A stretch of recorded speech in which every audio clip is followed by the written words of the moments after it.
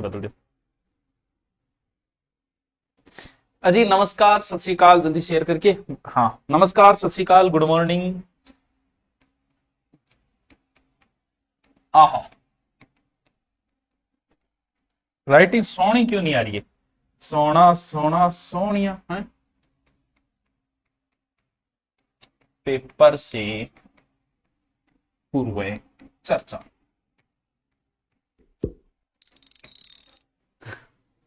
हाँ, ओहो, पेपर से पूर्व चर्चा। अब आप कहोगे सर आपने तो टॉपिक रिवीजन लगा रखे थे और ये आपने क्या किया, आपने तो पार्टी बदल लिया। वो एक डायलॉग आता है, साला पार्टी बदल लिया। अरे कमेंट नहीं चल रहे सामने, अरे कमेंट चलाओ। हाँ जी, कमेंट आ जाओ, एक बार फिर चर्चा करते हैं हम, क्योंकि अब आपके पास समय नहीं बचा है। सारे वीर जवान जो है वो अब युद्ध के लिए तैयार करेंगे, बिगुल बजेगा जिसमें सब आएंगे। सब में कौन कौन आएंगे? आरएस वाले सबसे आगे होंगे सीनियर सिटीजन के हिसाब से, उसके बाद में ग्रेड वाले होंगे, उसके बाद में एसआई वाले होंगे, ऐसे करके सभी जाएंगे पेपर देने के लिए। बाकी जहां भी पूछो, जिस भी लाइब्रेरी में पूछो किसकी तैयारी कर रहा है, तो कोई फोर्थ ग्रेड बोल नहीं रहा है। तो मेरे को तो टेंशन है कि ये जो फार्म भरे गए 15-20 लाख, वो पहुंचेंगे कि नहीं पहुंचेंगे। बाकी सब जाएंगे, वो बात अलग है कि कहने इस पेपर को आप ये कतई नहीं समझना कि ये पेपर जो आपका है, चर्चा कर रहे हैं क्यों कर रहे हैं, देखो आप ये मत समझना कि ये आपका फोर्थ ग्रेड का पेपर है। 53,000 समथिंग भर्ती है, 52-53,000। नहीं नहीं, पार्टी बदल ली मैंने, अब पढ़ाऊंगा नहीं, अब हम पेपर पे चर्चा करेंगे। अभी एक बच्चा पूछ रहा है, राजस्थान पुलिस की जारी हुई, जिसमें एक प्रश्न था कि कौन सा दुर्ग कभी मुगल और अंग्रेजों ने नहीं जीता था, और की में उसका उत्तर कुंभलगढ़ मान रखा है। अरे मान लिया भाई कि कुंभलगढ़ को अंग्रेजों ने नहीं जीता था, लेकिन शाहबाज खान ने इस दुर्ग को जीता था। तो भाई शाहबाज खां चारण हो गए, अकबर का भेजा हुआ ही तो आदमी था शाहबाज खां। पता नहीं कौन सा नशा करता है यार, मेरा हर एक से वफा करता है, पता नहीं किस आधार पे की जारी कर रहे। शाहबाज खां क्या था, नहीं जीता गया। हाँ ये अजय दुर्ग है, लेकिन राजस्थान अध्ययन में इसमें लिख दिया गया कि कुंभलगढ़ दुर्ग कभी मुगलों अंग्रेजों द्वारा नहीं जीता गया। तो भाई शाहबाज खान ने इसे जीता है, इसका मतलब मुगलों द्वारा जीता गया ये दुर्ग। मान ली कि अंग्रेजों द्वारा, और इतिहास में सिर्फ एक बार ही जीता गया था ये दुर्ग। तो अभी हम चर्चा करते हैं, सब लगा दो अब की बार। हाँ, सारा नारा लगाएंगे, विजय भव, और रवाना होंगे कल अपने अपने गंतव्य स्थान की ओर रवाना हो जाएंगे, जहां भी आपका सेंटर है। ये सख्त आदेश आ गया है कि पेपर सॉल्यूशन नहीं करवाओगे। इससे क्या है कि थोड़ा सा हम क्या है कि पेपर लेके पहले आ जाते हैं तो हमें अच्छा लगता है। उस समय बच्चे बड़े ड्रे में से होते हैं, लाइव आते हैं, भसड़ मच जाती है, तो वे वो लगा। लेकिन वो चीज अब बंद कर दी है। ये कहा गया है कि पेपर से पहले, पेपर जितने दिन चलेंगे उतने दिन कोई भी मास्टर साहब पेपर का सॉल्यूशन नहीं करवाएंगे, यानी चर्चा ही नहीं करनी है पेपर की, इधर उधर शेयर नहीं करोगे, टेलीग्राम पे नहीं डालोगे। अगर ऐसा किया तो मास्टर साहब पर केस चालेगा, फिर मास्टर साहब गठी 12 कौन जा सकेगा, हजार समस्या आ जाएगी। मास्टर साहब डिप्रेशन में आ जाएगा, फिर मास्टर साहब पढ़ाओगा क्या, मास्टर साहब की याद रहेगा को नहीं, टेंशन आ चालेगी कि थाना रहो फोन नहीं आ जा। तो ये कर दिया, ठीक है, कुछ हद तक ये सही भी है, कुछ हद तक गलत है। सर कैसे? बस जिसका पेपर पहले दिन है उसके लिए गलत है, जिसका पेपर लास्ट दिन है उसके लिए सही है, बस इतना ही, और इससे कोई विशेष प्रभाव नहीं पड़ने वाला। क्यों? क्योंकि पेपर बनाने वाली एक ही टीम होती है। अब पता चल जाता है कि करंट अगर 2 साल पहले का उठा रहा है तो सब पेपर में 2 साल पहले का ही मिलेगा। सर्वाधिक नदियों के प्रश्न है तो नदियों के ही मिलेंगे, सर्वाधिक इस टॉपिक की है तो सब में वही चलता है, एवरेज वही चलता है सबके अंदर, पता चल जाता है। बस नुकसान किसको होगा, पहले दिन वाला टेंशन में आता है। क्यों? क्योंकि लास्ट दिन वाले को एक तो समय मिल जाता है, पता चल जाता है कि यार इतना तो वो रिपीट कर सकता है कि भाई ज्योग्राफी में ये ज्यादा पूछ रहे हैं वो पढ़ते।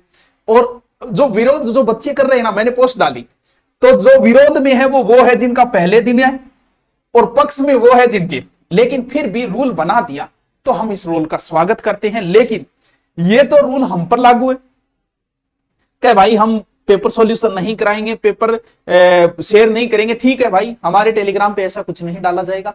लेकिन आप तो फोन करके पूछ सकते हो ना, मैं आपको फिर बोल रहा हूं, हो सकता है ये बात सही है गलत मुझे नहीं पता, लेकिन मैं आपके लिए बोल रहा हूं। पहले दिन जिसका पेपर है ठीक है, लेकिन आप ध्यान रखना, आपका कोई मित्र पेपर दे के आ रहा है उससे पूछिए किस प्रकार के प्रश्न आए, उससे पूछिए कौन से आए पूछिए, करंट कैसा आया पूछिए, मैथ के कौन से टॉपिक से आया पूछिए, हिंदी के किस टॉपिक से ज्यादा प्रश्न आए पूछिए। पूछने पे तो बैन नहीं है, फोन करने पे तो नहीं होगा। आप तैयारी कर रहे हो और आपको एक्टिव रहना चाहिए, कोई गलत नहीं। आप आराम से अपने मित्र को फोन करके पूछ सकते हो, इसके ऊपर अभी कोई बैन नहीं लगाया गया। सिर्फ बैन मास्टरों के ऊपर है कि भाइयों थे आगे रोड़ो नहीं करोगा कि मेरो कराइडो आ गयो, मेरो कराइडो आ गयो, मेरी किताब में आ गयो, मेरी किताब में आ गयो, मेरे ऑनलाइन कोर्स में जे सो रोड़ो मचाए थे तो थार सही करो, तो सिर्फ हमारे लिए बैन है। तो आप अपने मित्र वगैरह से फोन पे और से कंसल्ट करें कि पेपर कैसा आया, कौन सा आया, करंट कितने साल पुराना पूछ रहे हैं, करंट के प्रश्न कितने आ रहे हैं, पॉलिटिकल के किस प्रकार के आ रहे हैं, डीपली आ रहे हैं कि इजी आ रहे हैं, तो आप कर सकते हो। ठीक है, ये तो मैं आपको सजेशन करता हूं कि आप ऐसा जरूर करें। ठीक है, अब बात करते हैं इस पेपर की। अगर इस पेपर में आपका सिलेक्शन नहीं हुआ, भगवान ऐसा न करे, हो जाए आपका, लेकिन सबका तो होने से रहा। 20 लाख लोग जाएंगे कम से कम, पोस्ट तो 53,000 ही है, सरकार को तो इतने ही चाहिए, वो वही चाहिए जो उसे पढ़ने वाले हो, टाइम पर भागने वाले उसे नहीं चाहिए। सर आज कराओ कौन गे, आज वाली मैं पीडीएफ डाल दूंगा, पीडीएफ देख लेना। आज सिर्फ पेपर की चर्चा करते हैं हम। पेपर में क्या आएगा देखो, हिंदी भी आएगी 20, टोटल कितने क्वेश्चन है 120, कहीं वो भी कौन बेरो, इंग्लिश भी आएगी 15, उसके बाद में पूरा पूरा जीके है, 20 ज्योग्राफी के होंगे, 20 हिस्ट्री कल्चर के होंगे, 10 पॉलिटिकल के होंगे, विज्ञान के भी 5 होंगे, और समसामयिकी के 10 होंगे, और कंप्यूटर के भी 5% होंगे, यानी और गणित के भी 15 होंगे। और सभी विषयों में कोई पारंगत नहीं हो सकता। ये बात सही है कि ऑलराउंडर इस दुनिया में कोई नहीं है, ना तुम हो ना हम है ना कोई और है। किसी का जीके मजबूत है, किसी की हिंदी अच्छी है, किसी की इंग्लिश अच्छी है, किसी की गणित अच्छी है, सब में कोई परफेक्ट नहीं है। पेपर की मेरिट क्या रहेगी कोई नहीं बता सकता, यह सिर्फ बताया जा सकता है पेपर देख के। अब पेपर तो आप देखोगे और उस समय आपको पेपर करना है, तो आपको डिसीजन उसी समय लेना है जब आप पेपर को पढ़ रहे हो, सारा पेपर आप पढ़ रहे हो, सोल्व कर रहे हो, उत्तर कर रहे हो, डिसीजन आपको उसी समय लेना पड़ेगा कि यार ये पेपर इजी है, इसकी मेरिट ऊंची जाएगी, यार पेपर बड़ा खतरनाक है। क्यों? पढ़ने वाले को बच्चा पता है।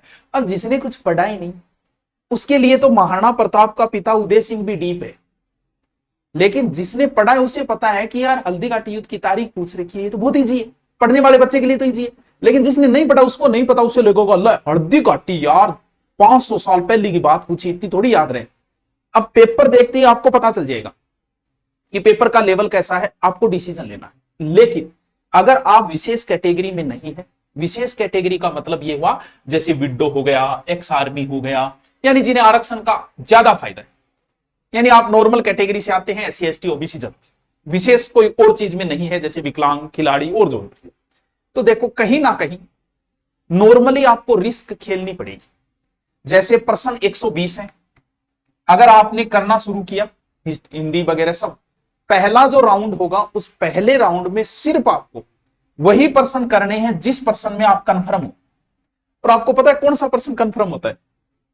कंफर्म वही होता है कि जैसे ही उसने प्रश्न पूछा तराइन का युद्ध कब हुआ, और आपने ऑप्शन देखते ही पहले कहा कि 1151, ऑप्शन देखा ही नहीं आपने, वो तो प्रश्न होता है कंफर्म। और फिर ऑप्शन देखे ऊंधा सूंधा निकालने लाग रहा हूं, इसमें तो कंफर्म नहीं। पहला राउंड चलेगा, आपका प्रश्न होगा पहला, दूसरा, तीसरा, चौथा। थोड़ा सा मैं तरीका बता रहा हूं, इसे थोड़ा सा फॉलो कर लें, आप करोगे तो अच्छी बात है, वरना आप जैसे कर रहे हो वैसे भी कर सकते। जैसे आपने प्रश्न किया, पहला प्रश्न किया, ये पहले प्रश्न का उत्तर था 3। अब कुछ ज्ञानी बाबा जिनका क्या करें, कहना वो मानते नहीं है, वो क्या करते हैं, यहां लगा के इंग उत्तर है 3 ए लगा के छोड़ देगा। क्यों भाई के करे कोई मुझे क्यों छोड़ रही है जी? छोड़ना मतलब ओएमआर कौन भरे? बोले ओएमआर सागे ही भरूंगा। अरे तो भाई खड़ो है जो तू सागे काटे को लास्ट, क्यों? क्योंकि इससे आपका माइंड डाइवर्ट हो जाता है। जैसे इसमें आपको 15% मैथ के भी तो निकालने, क्या पता कोई पर्सन आपकी 10 मिनट भी खा जाए। तो जो कन्फर्म है तो उसमें आपको कुछ चेंजिंग करना ही नहीं है कि इसका उत्तर ही यही है, अब पहले भरूं या बाद में भरूं तो इससे क्या फर्क पड़ता है। तो आप उसी समय ओएमआर लो और भर दो 3 नंबर, वेट करना ही नहीं है। ऐसी गलतियां जिन जिन बच्चों ने की कि सारे उत्तर लगा लिए, बाद में ओएमआर जिन जिन ने भरी उनको नुकसान ही होता है। क्या होता है कि जब घबराहट होती है, डर किसको लगता है? वो काट के योद्धा होते हैं जिन्हें भय नहीं लगता, क्योंकि भय एक मूल संवेग है। मूल संवेग समझते हो? कभी सिखाया नहीं जाता है कि छोरो हाउ देसी करता है, चिमकड़ो है, ये सिखाया नहीं जाता। अंधेरे से डरना है, ये सिखाया नहीं जाता कि अंधेरों है देख डर, तू डरना ही एक्टिंग करे। भय एक मूल संवेग है जो हर मनुष्य के अंदर है। जो जिन लोगों का सिलेक्शन होगा ना, पेपर का डर उनको भी लग रहा है, जिनका नहीं होगा उनको भी लग रहा है। क्यों? वो काट के योद्धा होते हैं जिन्हें भय नहीं लगता। और सिचुएशन को अगर जैसे कई बार मान लो कि आपको कहीं स्कूल में डेमो देने जाना है, आपका पहला दिन है, तो आपके अंदर एक घबराहट आ जाती है। मतलब जब तक आप क्लास में नहीं जाते, बार बार पेशाब आने लग रहे हैं, टेंशन हो रही है कि पढ़ाऊंगा। या फिर मान लो आपको किसी सभा में बुलाया गया भाषण देने के लिए, आपको पता है कि मेरी भाषण में बारी आवेगी, तो जब तक आप सभा में बैठे हो, क्या प्रोग्राम चल रहा है आपका ध्यान नहीं। क्यों? आपके दिमाग में वो भाषण चल रहा है कि यार घबरा जाऊंगा कि और बार बार भाषण रिपीट करो। लेकिन जैसे ही आप माइक के ऊपर आए, या जिस क्लास में आपका आज डेमो है एज ए टीचर, जिस क्लास के अंदर आप गए, जब तक आप उस क्लास में नहीं जाते या जब तक भाषण के स्टेज पे नहीं जाते, भय आपको तब तक ही लगता है। यानी कहते हैं कि जब सिचुएशन को टैकल कर लिया जाए, भय समाप्त हो जाता है। जिस चीज से भय लग रहा था, उस चीज का अगर सामना हो जाए तो भय समाप्त हो जाता है। वैसे ही पेपर से पहले एक बीपी हाई लो ऊपर नीचे हो जाती है, स्वाभाविक है, तैयारी करने वाले सबके साथ होता है। तो सिचुएशन का एक ही तरीका है कि जैसे ही आपके हाथ में पेपर आए, 2-3-4 मिनट तक आप कुछ मत करो, बस पेपर को ऐसे देखते रहो जैसे शाहजहां ताजमहल को देखता था, उसको निहारो, आराम से देखो। 1-2 मिनट का काम होता है, उसके बाद में आपकी बीपी एकदम सही हो जाती है। उस घबराहट में आपने रोल नंबर भर दिए तो लगभग तो गलती भरेंगे, नहीं भरना है 2-4-5 मिनट से कोई फर्क नहीं पड़ेगा, आराम से। अधिकतम 5 मिनट है, 5 मिनट में आपकी बीपी सही, सब कुछ नॉर्मल हो जाता है। क्यों? क्योंकि अब आपको जिस चीज का भय लग रहा था, उस भय का आपका सामना हो गया। सामना होते ही भय खत्म। फिर क्या है? जब तक सामना ना हो भय तब तक है। तो थोड़ा सा पेपर जैसे ही हाथ में आए, अगर आपको ऐसा लग रहा है कि मुझे घबराहट है, तो 2-3-4 मिनट में आपकी घबराहट मिट जाएगी। इसलिए उस समय थोड़ा देरी रखो, कोई जरूरी नहीं है 5 मिनट में क्या फर्क पड़ता है, आराम से बैठे रहो, पेपर को देखते रहो। उस घबराहट में रोल नंबर वगैरह मत भर देना, नहीं आगे होगा गुरुजी मेरे ओएमआर में रोल नंबर गलत हो गया। ये वही है। क्या करना है? पहला प्रश्न आता है कन्फर्म, भरना है। वेट नहीं करना है कि मैं दूसरे राउंड में भरूंगा, नहीं, ये प्रश्न आपको कन्फर्म आ रहा है, भर दिया आपने। उसके बाद मान लो 5 नंबर क्वेश्चन आ रहा है, भर दिया आपने, ठीक है, कन्फर्म आ रहे। कुछ क्वेश्चन ऐसे होंगे जो आपको आते ही नहीं, करना ही नहीं है, आते ही नहीं। जब आते ही नहीं तो यार क्या रिस्क लोगे तुम उन पर? इसका मतलब सीधे ही लगा दो कि ये 2 नंबर प्रश्न मेरे को आता ही नहीं है, मेरे को करना ही नहीं है इसको। क्यों? क्योंकि तुक्का मारोगे तो गलत जाएगा। ऐसे करते करते जब आप लास्ट तक पहुंचे 120 तक और सही सही प्रश्न किए, तो मैं आपको देता हूं कि आपके 70 या 80 से ज्यादा नहीं हो सकते पहले राउंड में, कि आप मुझे सही सही करने और आपकी तैयारी अच्छी है तो आप 60-70 तक पहुंचोगे। अब एक चीज तो आपके समझ में आ गई, इतना ही पहुंच पाओगे सही सही में। लेकिन करना क्या है कि यह प्रश्न मेरे को नहीं करना। 3 नंबर प्रश्न में आप 2 ऑप्शन में आ गए थे, उस प्रश्न को आपको ऐसे लगाना है। ऐसे लगाने का मतलब, मैं एक बार इसको छोड़ रहा हूं, मैं 2 ऑप्शनों पे आया हूं कि इन दोनों में से कोई एक उतरे, तो इसको इस तरीके से लगा के छोड़ना कि मैं इसको दूसरे राउंड में करूंगा या करने की सोचूंगा, पहले ये देख लेता हूं कि मेरे सही कितने। अब इस बात का आपको पता चल गया कि पेपर ठीक ठाक है, लेकिन कितना ही ठीक ठाक हो, 70-80 में सिलेक्शन तो नहीं होगा। क्यों? क्योंकि कोई व्यक्ति हो अगर जिसे विशेष आरक्षण का फायदा नहीं है, तो जितने आ रहे हैं उतने करने से सिलेक्शन नहीं हो सकता। रिस्क उठानी पड़ेगी। वो रिस्क अब उठानी है, किन प्रश्नों में उठानी है वो बता रहा हूं। पहले राउंड में आपने कर दी कि 70 से 80 हुए कि यार पेपर थोड़ा इजी सा है और 70-80 से मेरा सिलेक्शन नहीं हो सकता। अब आओ दूसरा राउंड। उस दूसरे राउंड में वही प्रश्न करने जिनको आपने ये लगाया है, कम से कम ऐसे 30 प्रश्न होंगे। क्योंकि 70, अगर आपने 70 कन्फर्म किया ना, एकदम कन्फर्म कर दिया आपने 70 पूरा पूरा कन्फर्म, मैं दावा ठोकता हूं 5 गलत होंगे इसमें, चाहे आपने कितने ही सही कर दिए होंगे। और नेगेटिव करोगे 1/3 करे तो कितने कट गए? 7-8, यानी कितने गलत हो गए? लगभग 7 और नीचे आ गए ना। इसका मतलब सही सही वालों में भी गलत होंगे। आदमी सही सही करके सोच के आता है, जैसे एग्जाम हॉल से बाहर निकलता है उसके मन में होती है 120 में 100 सही है, फिर थोड़ा सो 12 आगे गाड़ी में बैठे हो, 2-4 मिलाया, बोलो ओ गलत हो गया, कोई नहीं तो एक ही तो गलत है, थोड़ी देर गाड़ी और चाली, अच्छा दो कोई नहीं तो 5 और गलत मान लियो, यहाँ करते करते वो नीचे आओगे, घरे पहुंचाओगे एकदम 10 से 1 बिंगा 15 गलत हो जाए, लेकिन अभी तक बंदे की कॉन्फिडेंस है कि 5-10 ही तो गलत है, सिलेक्शन तो है ही। फिर मास्टर जी बताई की बताते हैं हवा निकल गई, क्योंकि इतना 20 से गलत हो गया। तो दो ऑप्शन अगर आप 30 प्रश्नों में मान लो 2 ऑप्शन पे आई, मैं क्यों बोल रहा हूं कि रिस्क उठाना, क्योंकि सही सही करके उतने से काम नहीं चलने वाला है। आप थोड़ा सा सिलेक्शन के लायक और थोड़ा आपका आईक्यू है तो आपको पता चल जाता है कि इस पेपर की मेरिट लगभग ये रहेगी, टफ पेपर है तो नीची रहनी है, इजी पेपर है तो ऊंची रहनी है, लेकिन फिर भी जितना आप सही सही कर रहे हो उससे काम क्या चल सकता है क्या। और मान लो 120 में से आप सही सही कर दिए, आपने 110 या 100 कर दिए, तो आप मान सकते हो यार कि मैं नजदीक हूं, क्योंकि 100 किए तो 10 गलत हो जाएंगे, वैसे करते करते 85 पे आ गए आप। जो 2 ऑप्शन पे किए, क्योंकि रिस्क कहां किस्मत काम करती है पता है। मान लो कि आप 2 ऑप्शन पे थे 30 प्रश्नों, यहां आपने गेम खेला कि 2 ऑप्शन हो तो मैं करूंगा, क्यों, क्योंकि मेरे पर्सन कम है, मेरिट कहीं ना कहीं इतनी मेरिट तो नहीं रहनी चाहिए। तो मान लो आपने 30 प्रश्नों में रिस्क खेला, जिसमें से 15 सही हो गए, 15 गलत हो गए। भाई 2 ऑप्शनों में हो तो मैं ये तो मानता हूं कि उसमें 50% तो सही होंगे, 50 गलत होंगे। अब बताओ, मान लो कि 30 पे आपने रिस्क खेली, 15 सही में, तो भी आप प्लस में हो, तो भी नेगेटिव काट के आप बचत में ही रहे हो। लेकिन यहां किस्मत काम करती कि 30 में आपने तुक्के लगाए जिनके 2 ऑप्शन थे और उनमें से आपके 25 सही हो गए। ये तभी होते हैं जब तैयारी की हुई होती, ऐसे नहीं होंगे। जिसकी तैयारी है वो 2 प्रश्नों में तुक्का मारेगा, सही जाएगा। अब भाई साहब तैयारी है नहीं, फिर चाहे 2 प्रश्नों पे तुक्का मारो, चाहे 3 पे मारो, चाहे न मारो, उसका क्या, मतलब तो 120 में 120 करके आएगा। बाहर आते जो बोलता है ना 110 करिए, मतलब भाई की तैयारी नहीं थी, ठोकिया जीता ठोकिया ना। बस ये 2 ऑप्शन वालों पे आपकी किस्मत डिपेंड करती है। इनमें अगर आपके सही हो गए ज्यादा तो आप अंदर हो, इनमें गलत ज्यादा हो गए तो आप बाहर हो। लेकिन जितना क्वेश्चन आए रेली में उतने करने से काम, भले आपको पेपर का थोड़ा बहुत अनुभव तो आप इस चीज को जानते हो, रिस्क खेलना पड़ेगा, ये गेम है। मान ली की पोस्ट ज्यादा है, लेकिन थारे बराबर में वह जगह फर्स्ट ग्रेड का, सेकंड ग्रेड आ रहा, वह आर एस आ रहा, वह एस आई, वैसे है थारे बराबर में बैठे।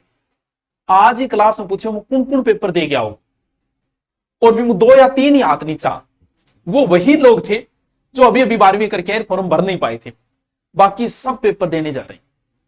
लेकिन सब कुछ सबको नहीं आता, कोई इंग्लिश में कमजोर है, कोई मैथ में कमजोर है, कोई हिंदी में कमजोर है, कोई जीके में कमजोर है, सारा ऑल ओवर तो सबको आने से रहा। मान लो किसी ने एसएससी की तैयारी की तो उसका राजस्थान जीके कमजोर है, लेकिन फिर भी धैर्य से पेपर करना है। अगर इस पेपर में आपके नुकसान ये होगा, ये इस पेपर को आप 4th ग्रेड मत समझो, इस पेपर को आरएस प्री समझो। मैं बोल रहा हूं कि आरएस प्री देने जा रहे हो आप, आपको बोलना ही क्यों है, आपको बोलना ही क्यों है कि मैं 4th ग्रेड का पेपर देना, आरएस प्री देने जा रहा हूं, और इस प्री में 53,000 लोग पास हो। मेन का बाद में देखेंगे, जब भी होगा देखेंगे। अगर आप 53,000 में आपका सिलेक्शन नहीं हुआ, आप अंदर से टूट जाओगे यार, 53,000 में नहीं, आपका कॉन्फिडेंस लेवल बहुत डाउन चला जाएगा। इसीलिए इसको नॉर्मल न ले कि यही है 4th ग्रेड में तो यही देन उठियो, क्यों उठियो देनी, यही देन गए तेरा कौन नहीं हो तो कमी है तेरे अंदर। और आपकी गार्जियनों को भी इस बात का पता चलेगा कि बंदा जब 53,000 में सिलेक्ट नहीं हो रहा है और मैं सोचूं कि मेरो छोरो आरएस लागू, अब वो उदाहरण मुझे मत देना कि कांस्टेबल में नहीं हुआ था आईपीएस बन गया, ऐसे गिने चुने ही उदाहरण है, अंगुलियों पे गिनने लायक ही उदाहरण है ऐसे। तो उन उदाहरणों से मोटिवेशन और जीवन नहीं चलता, उन उदाहरणों से प्रैक्टिकली चीजें असंभव होती है। जिनका कांस्टेबल बने, जो आईपीएस बने, ऐसे 2 या 4 ही लोग हैं, बाकी नहीं है। बाकी लोगों का सपने थे, उन्होंने तैयारी की, पहले कहीं ना कहीं नौकरी लगे, फिर उन्होंने आईएएस आरएस की तैयारी की, तो कॉन्फिडेंस डाउन आ जाएगा। पेपर को सीरियस होके करना है, आरएस प्री मान के करना है कि मेरा आरएस प्री है। आंसी क्या मोय मोय, हाँ मोय मोय हो जाओ। तो आज का जो मैंने टॉपिक दिए थे वो अभी मैं टेलीग्राम पे डालूंगा। अब मैं आपका समय बर्बाद नहीं करूंगा, आपके पास 1 दिन बचा है, ज्यादा इधर उधर और माथापच्ची मत करो, आराम से देने जाओ। 53,000 है, ये नहीं कि अभी मैं लागे और 1 दिन बचा है, रेस्ट कर, माइंड फ्रेश कर, जो पुराना याद किया मैं वही काम आएगा। लास्ट दिन पढ़ा हुआ कुछ नहीं बटेगा बेटा, कुछ नहीं होना जाना। लास्ट अब की टेम्पर लोटो लेके बाजा काम थोड़ी साल है, पहले से आप हो तो ही मंजिल तक पहुंचोगे। तो आराम से आप पेपर देने जाओ, जितना पढ़ लिया उतना ठीक है, थोड़ा बहुत करंट देखो तो देख लेना भाई, फिर भी लगे कि नहीं रहा जाता यार, पढ़ने वाले बच्चे से नहीं रह जाता तो थोड़ा सा करंट देख लेना बस। अभी मैं डाल दूंगा, कल आप एंजॉय करना, आराम से मस्ती से जाओ, पेपर देने के आओ। उसके बाद RS प्री का पेपर होती 53,000 में आप सेलेक्ट हो, फिर बड़ी तैयारी करेंगे।